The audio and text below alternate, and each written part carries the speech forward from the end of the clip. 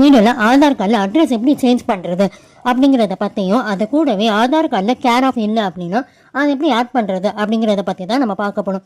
அதுக்கு முன்னாடி கேர் ஆஃப்னா என்னன்றதை நான் சொல்லிடுறேன். ஆதார் கார்டில் நம்ம நேம், அதாவது நம்ம பேருக்கு கீழே கேர் ஆஃப்னு போட்டு நம்ம அப்பா பேரோ இல்லை ஹஸ்பண்ட் நேமோ இருக்கும், சரிங்களா? அதுதான் கேர் ஆஃப். அது இல்லைன்னா எப்படி ஆட் பண்ணுறது அப்படிங்கிறத தான் பார்க்க போகிறோம். இந்த 2 ப்ராசஸையும் நம்மளால் ஒரே டைமில் பண்ணி முடிச்சிட முடியும். வாங்க வீடியோக்குள்ளே போயிடலாம்.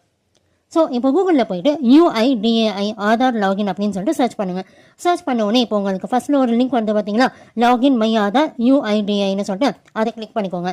கிளிக் பண்ண உடனே இப்போ உங்களுக்கு ஒரு பேஜ் ஓப்பன் ஆகுது பார்த்தீங்களா.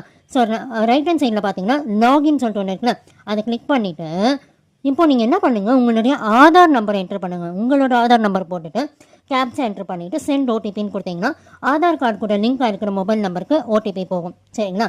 அந்த ஓடிபியை போட்டுட்டு சப்மிட்னு நீங்கள் கொடுத்த உடனே இப்போ நெக்ஸ்ட் உங்களுக்கு ஒரு பேஜ் ஓப்பன் ஆகுது பார்த்தீங்கன்னா.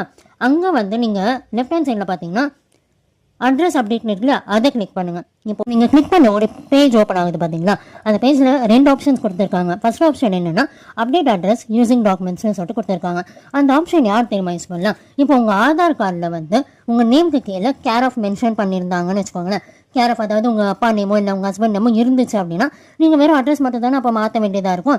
அப்போ மட்டும் நீங்கள் இந்த ஃபர்ஸ்ட் ஆப்ஷனை யூஸ் பண்ணிக்கோங்க, சரிங்களா? அப்போ நீங்கள் சப்போர்ட்டிங் டாக்குமெண்ட்ஸில் அப்லோட் பண்ணி நீங்கள் சேஞ்ச் பண்ணிக்கலாம் உங்கள் அட்ரஸை. இந்த செகண்ட் ஆப்ஷன் யார் தெரியுமா யூஸ் பண்ணணும்? உங்கள் ஆதார் கார்டில் உங்கள் நேமுக்கு கீழே கேர் ஆஃப்னு போட்டு உங்கள் அப்பா பேரோ இல்லை உங்கள் ஹஸ்பண்ட் நேமோ இல்லவே இல்லை அப்படின்னு இருக்கிறவங்க மட்டும் இந்த செகண்ட் ஆப்ஷன் யூஸ் பண்ணுங்கள்.